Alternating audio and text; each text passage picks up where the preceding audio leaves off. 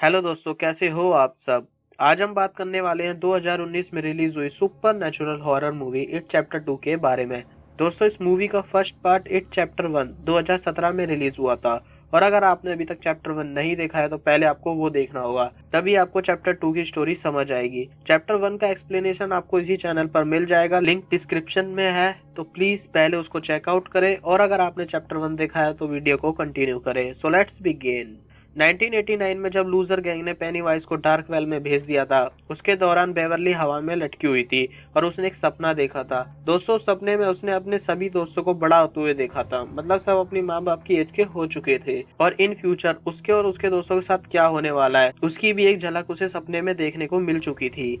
Next scene 27 साल बाद dairy town का आता है, जहाँ एक मेला लगा हुआ है जिसमें एड्राइन और उसके दोस्त की शहर के कुछ बदमाश बंदों से पहले कहासुनी और बाद में फाइट हो जाती है। और ऑब्वियसली 6 के सामने 2 का टिकना मुश्किल है, तो फाइट में वो बदमाश जीत जाते हैं और एड्राइन को नदी में फेंक देते हैं।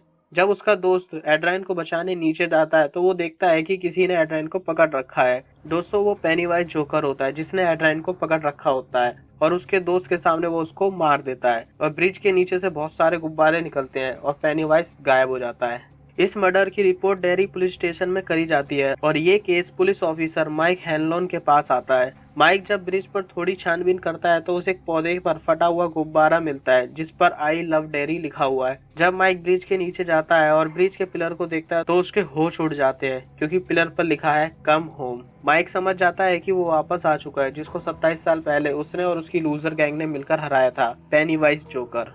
अगला सीन बिल का आता है, जो अब बहुत बड़ा राइटर बन चुका है, जो कई बुक्स और मूवी की स्टोरी लाइन लिख चुका है और कई सालों से डेरी टाउन से दूर है। प्रेजेंट डे में उसे एक मूवी की एंडिंग लिखनी है, जिसकी एंडिंग वो ऑलरेडी लिख चुका है, लेकिन डायरेक्टर को उसकी एंडिंग बिल्कुल पसंद नहीं आती, क्योंकि वो हमेशा अपनी कहानियों की एंडिंग सैड रखता है। डायरेक्टर से कुछ देर बात करने के बाद उसके पास एक अननोन नंबर से फोन आता है। वो फोन माइक का होता है, जो उसे वापस डेरी टाउन बुला रहा है, क्योंकि उन सब ने प्रॉमिस करा था अगर पेनीवाइज है या अगेन वापस आएगा तो वो सब भी वापस जरूर आएंगे पेनीवाइज को हराने के लिए। ऐसे ही एडी, रिची और बेन के पास भी माइक का फोन आता है, जो उन सबको वापस डेरी टाउन बुला रहा है, जिसे छोड़े इन सबको अरसा हो गया। एडी जब माइक की बात सुनता है तो वो अपनी गाड़ी ठोक देता है और रिची, जो एक स्टैंड अप कॉमेडियन है, वो स्टेज पर अपनी कॉमेडी ही भूल जाता है। माइक स्टैन के पास भी फोन करता है और उसे वो सब बताता है जो बाकियों को बताया है और उसको डेरी शहर आने के लिए बोलता है। स्टैन फोन पर तो हाँ कर देता है, लेकिन उसका पेनीवाइज का डर बाकी सबसे बहुत ज्यादा है। इतना ज्यादा है कि वो बाथ टब में नहाते हुए अपने हाथ की नस काटकर सुसाइड कर लेता है। नेक्स्ट सीन बेवरली का आता है, जिसके पास भी माइक का फोन आता है और वो उसी रात डेरी टाउन जाने की अपनी पैकिंग शुरू कर देती है और डेरी के लिए निकल जाती है। इस बीच उसकी अपने हस्बैंड से लड़ाई हो जाती है, क्योंकि उसका हस्बैंड उसे डेरी नहीं जाने देना चाहता। इसका कारण यह है कि उसे लग रहा है कि बेवरली किसी और के साथ रिलेशन में है। अब दोस्तों अगेन 27 साल पहले चलते हैं, जब माइक ने हेनरी को कुएं में फेंक दिया था। उस टाइम माइक मरा नहीं था, बल्कि वो पानी के थ्रू डेरी टाउन के सीवर के एंड पॉइंट तक पहुंच गया था। उसके बाद हेनरी अपने घर जाता है। वो देखता है कि पुलिस उसके डैड की डेड बॉडी ले जा रही है और जब पुलिस इंस्पेक्टर उसे देखता है तो वो हेनरी को अपने डैड के खून के जुर्म के लिए गिरफ्तार कर लेता है। और अब 27 साल बाद हेनरी किसी मेंटल हॉस्पिटल में एडमिट है। उसकी दिमाग की हालत ठीक नहीं है। दोस्तों, उसके दिमाग पर पेनीवाइज का कब्जा है, जो उसे क्राइम करवाता चला जा रहा है। हेनरी जब लंच कर रहा होता है तो उसे एक रेड बैलून नजर आता है। वो खिड़की से ही उसे फॉलो करते करते एक रूम में पहुंच जाता है, जहां उसे पेशेंट बेड के नीचे एक आवाज आती है। जब वो बेड के नीचे देखता है तो उसे एक बहुत डरावनी बॉडी दिखती है। वो बॉडी अचानक हेनरी के पास आकर उसे चाकू देती है। वो बॉडी पैट्रिक की है, जिसको चैप्टर 1 में पेनीवाइज ने ही मार दिया था। पैट्रिक हेनरी के लफंडर दोस्तों में से एक था। नेक्स्ट सीन बिल का आता है, जहां वो डेरी के किसी चाइनीज रेस्टोरेंट में जा रहा है, जहां उसके सारे दोस्त मिलने वाले हैं। और पहले माइक, फिर एडी, बेवरली, बेन और रिची सब एक दूसरे से मिलकर बहुत खुश होते हैं और अपना रीयूनियन डिनर करते हैं। डिनर करते टाइम माइक उन्हें पुरानी बातें याद दिलाता है और बताता है कि जैसे जैसे तुम इस शहर से दूर होते चले गए हो, तुम्हारे बचपन की याद भी धुंधली होती चली गई है और अब तुम सबको कुछ दिन यहाँ रहने के बाद सब कुछ याद आ जाएगा। तभी उन सबको डिनर में स्नैक्स मिलते हैं, जो फॉर्च्यून कुकीज है। जब वो सब अपने अपने फॉर्च्यून कुकीज के अंदर से एक चिट निकालते हैं तो उसे जोड़कर देखते हैं तो ये लिखा होता है, gas Stanley could not cut it. ये लाइन देख के वो सब घबरा जाते हैं। उन्हें पता नहीं होता कि स्टैन अभी तक क्यों नहीं आया है। तभी वो कुकीज के अंदर से डरावना इंसेक्ट, आग और भी कई डरावनी चीजें निकलनी शुरू हो जाती है, जिससे वो सब डरने लगते हैं। और उस कुकीज वाले बाउल से कुछ रेड लिक्विड निकलना शुरू होता है, जो अपने रास्ते के बीच में आने वाली सभी चीजों को जला रहा होता है। तभी माइक कहता है कि ये सब असली नहीं है, मतलब ये सब पेनीवाइज का इल्यूजन है जो उन सबको डरा रहा है। और माइक गुस्से में टेबल पर अपनी चेयर फेंक देता है। तभी रेस्टोरेंट की वेट्रेस आती है और वो देखती है कि माइक बिना बात के टेबल और कुर्सियां तोड़ रहा है।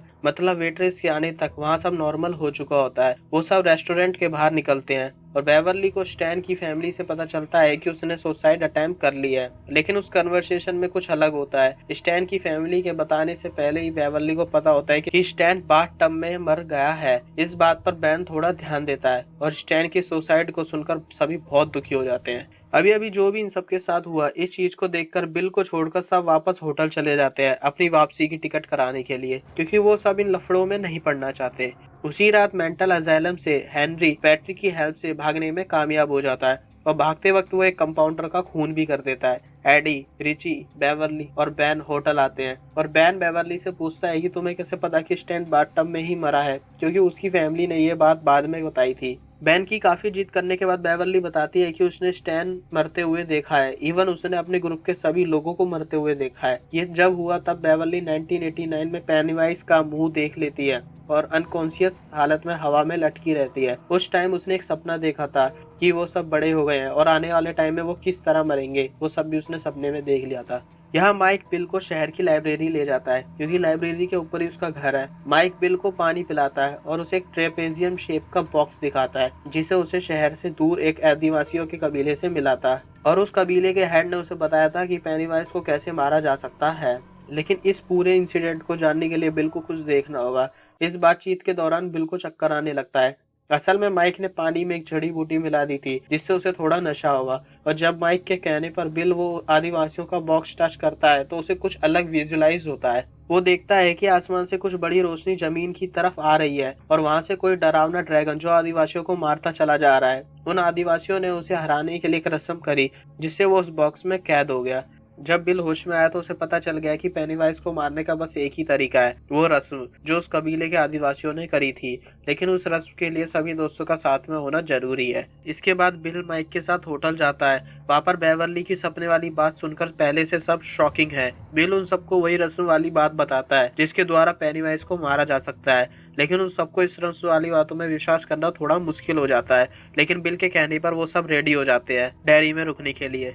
सबसे पहले वो जाते हैं अपने पर्सनल क्लब हाउस, जिसे बैन ने बचपन में अपने और अपने दोस्तों के लिए बनाया था। वहाँ जाकर उन्हें अपनी कुछ पुरानी बातें यादें आने लगती हैं। माइक सबको बताता है कि उन्हें अपने पास से जुड़ी चीजों की बलि देनी पड़ेगी। ये उस रस्म का एक स्टेप है और ये सारी चीजें उन्हें अकेले इकट्ठी करनी होगी, क्योंकि एक टाइम ऐसा था जब सभी दोस्तों की लड़ाई हो गई थी और वो सब काफी टाइम तक एक दूसरे से अलग रहे थे।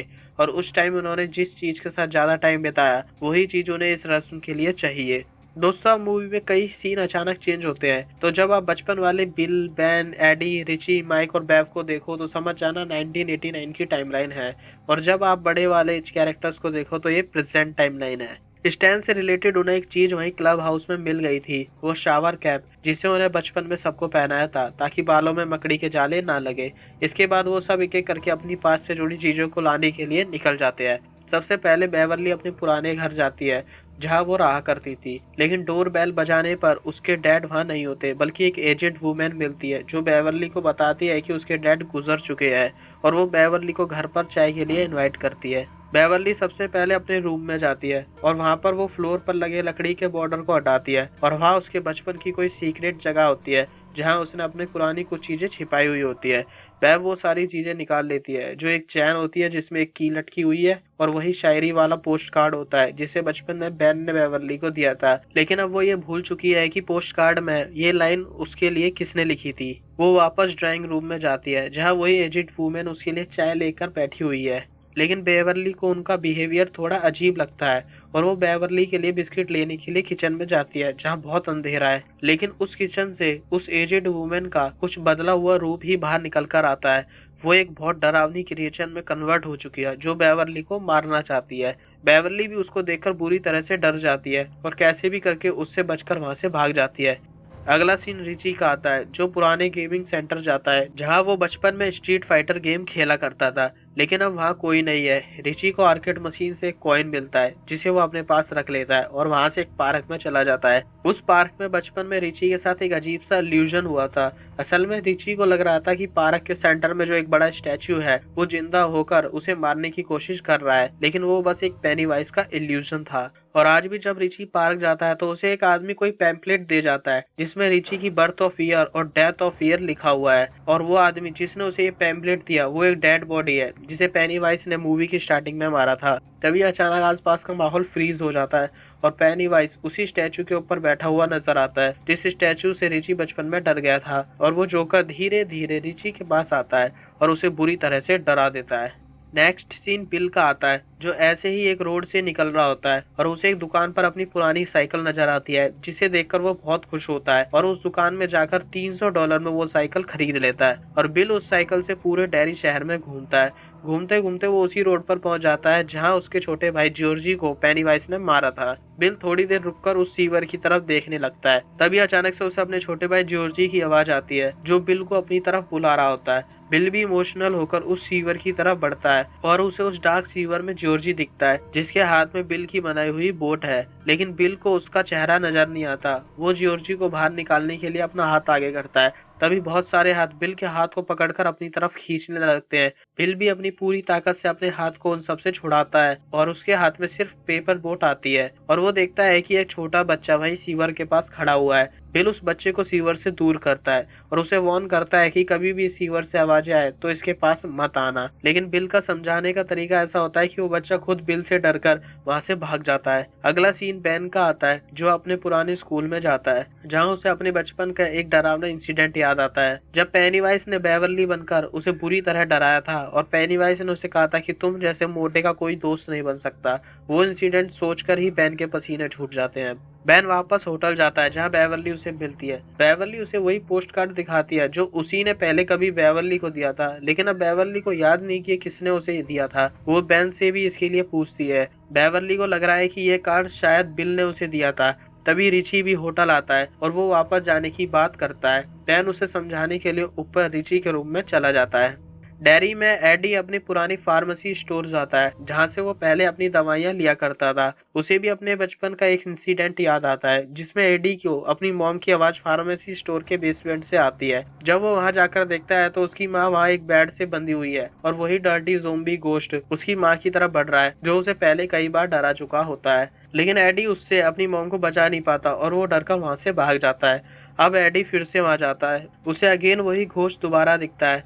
अब की बार वो एडी पर अपनी ब्लैक वॉमिटिंग कर देता है और गायब हो जाता है। एडी जितना तेजी से हो सके वहां से गायब हो जाता है। एडी और बिल होटल पहुंचते हैं। एडी बिना किसी से बात करे सीधा अपने रूम में चला जाता है। बिल बेवरली से कुछ बात कर रहा होता है, तभी सीढ़ियों से एक स्केटबोर्ड नीचे की तरफ आता है और बिल जब स्केटबोर्ड के नीचे की तरफ देखता है तो वहाँ लिखा होता है, उसे भी तुम अपने भाई की तरह मरने दोगे। बिल समझ जाता है कि पेनीवाइज का अगला शिकार वही बच्चा है जो बिल को सीवर के पास मिला था। बिल को पता है कि वो बच्चा मेले में घूमने गया है और वो उस बच्चे को बचाने के लिए मेले की तरफ जाता है।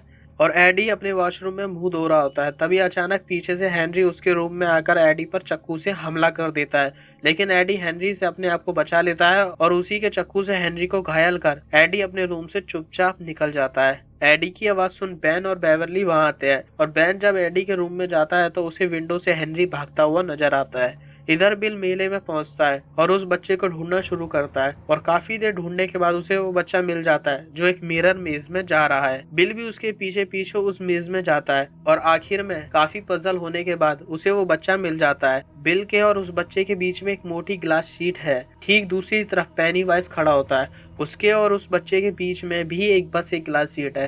पेनीवाइज अपना सर उस ग्लास शीट पर लगातार पटकता है और एंड में जब वो ग्लास शीट टूट जाती है तो वो उस बच्चे को मार देता है और बिल हेल्पलेस होकर सिर्फ उस बच्चे को मरता हुआ देखता रहता है और पेनीवाइज उसको मारकर वहां से गायब हो जाता है। रात हो चुकी है। माइक लाइब्रेरी में सबका इंतजार कर रहा होता है। तभी हेनरी अचानक से लाइब्रेरी में आकर माइक पर हमला कर देता है और माइक को चाकू से मारने की पूरी कोशिश कर रहा होता है। तभी कोई पीछे से हेनरी के सर पर कुल्हाड़ी से वार करके उसे मार देता है। वो रिची होता है। उसी टाइम बेवर्ली, बेन और एडी भी लाइब्रेरी में आ जाते हैं। बिल के ना आने पर माइक बिल को फोन करता है। बिल माइक को बताता है कि पेनीवाइज ने अभी उसके सामने एक बच्चे को मारा है, वो उसे छोड़ेगा नहीं। माइक समझ जाता है कि बिल पेनीवाइज को मारने के लिए कहाँ गया है। बिल उसी हॉन्टेड हाउस के सामने पहुंच जाता है जहाँ लास्ट टाइम उन सबने पेनीवाइज को हराया था, और वो सब भी बिल के पास आ जाते हैं क्योंकि वो रस्म भी यही होनी है। बिल पहले सबको उसके साथ आने से मना करता है, लेकिन लूजर्स कभी दोस्तों का साथ नहीं छोड़ते और सारे लूजर्स अगेन एंट्री करते हैं उसी हॉन्टेड हाउस में।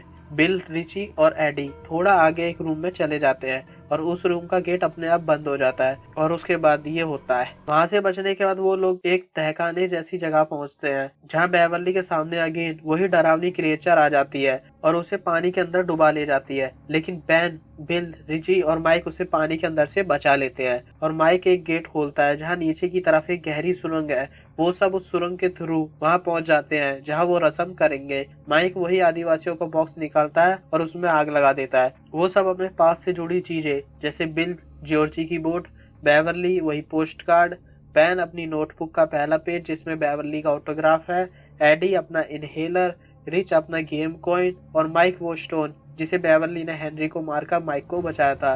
ये सब चीजें वो आग में डाल देते हैं। कुछ देर बाद आग बुझ जाती है और एक लाइन वो सब बार बार रिपीट करते हैं, रोशनी को मिटा दो, रोशनी को मिटा दो। तभी डेथ लाइट ऊपर से नीचे की तरफ आती है और उस बॉक्स में चली जाती है।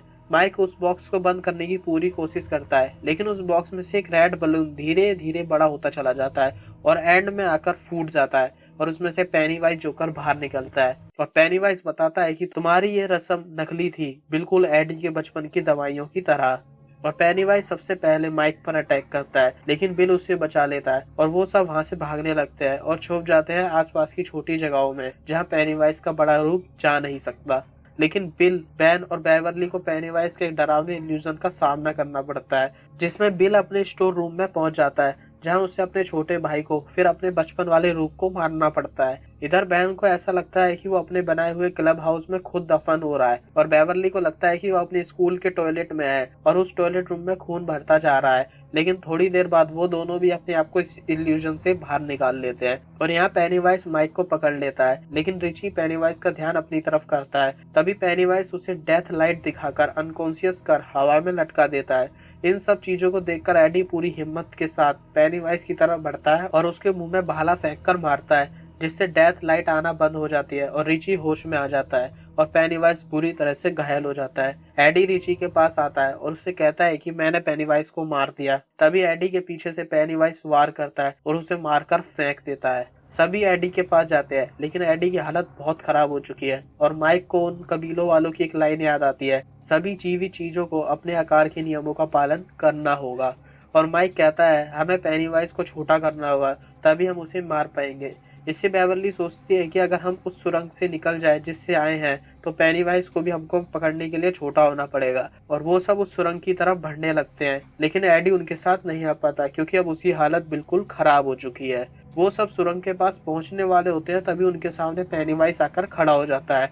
माइक कहता है कि हम अपनी बातों से भी पेनीवाइज को छोटा महसूस करा सकते हैं और वो सब पेनीवाइज को जोकर, फट्टू जैसी लाइनें बोलने लगते हैं, जिससे जोकर का साइज कम होने लगता है और धीरे धीरे एंड में आके उसका साइज इतना कम हो जाता है कि माइक उसका हर्ट उसकी बॉडी में से निकाल लेता है और सारे लूजर्स मिलकर उसके हर्ट को मसल देते हैं और पेनीवाइज हमेशा हमेशा के लिए मर जाता है। इसके साथ एडी भी अपनी आखिरी सांस लेता है और पेनीवाइज के मरने के बाद वो जगह डिस्ट्रॉय होने लगती है और उन सबको मजबूरी में एडी को उसी हालत में वहीं छोड़कर वहां से भागना पड़ता है और देखते ही देखते वो हॉन्टेड हाउस मलबे के ढेर में बदल जाता है। इसके बाद वो सब तालाब में नहाने जाते हैं। नहाने के बाद बेवर्ली अपने हाथ की तरफ देखती है तो उसके हाथ से वो निशान गायब हो चुका होता है जो 27 साल पहले बिल ने सबके हाथ में दिया था और ऐसे ही निशान सबके हाथों से गायब हो चुका होता है। और एंड में बिल को एक लेटर मिलता है। वो लेटर स्टैन का होता है जिसमें लिखा है कि उसे पेनीवाइज से बहुत डर लगता है और उसे ये भी डरता है कि कहीं उसके डर के कारण पेनीवाइज और पावरफुल ना हो जाए जिससे उसे हराना और भी मुश्किल हो जाएगा। इसलिए उसने सुसाइड अटेम्प्ट करी ताकि उसका डर उसके दोस्तों की हार की वजह ना बने। सो दोस्तों इस तरह मूवी का एंड होता है। जुकाम हो रहा है तो शायद आवाज़ अलग आई होगी, लेकिन आई होप आपको ये मूवी का एक्सप्लेनेशन अच्छा लगा हो। और अगर वीडियो अच्छी लगी हो तो इसको लाइक करो, शेयर करो दोस्तों के साथ, और चैनल को सब्सक्राइब करो ऐसी अमेजिंग मूवी एक्सप्लेनेशन वीडियो देखने के लिए। मिलेंगे अगले हफ्ते एक और नई कहानी के साथ, जब तक के लिए बाय बाय।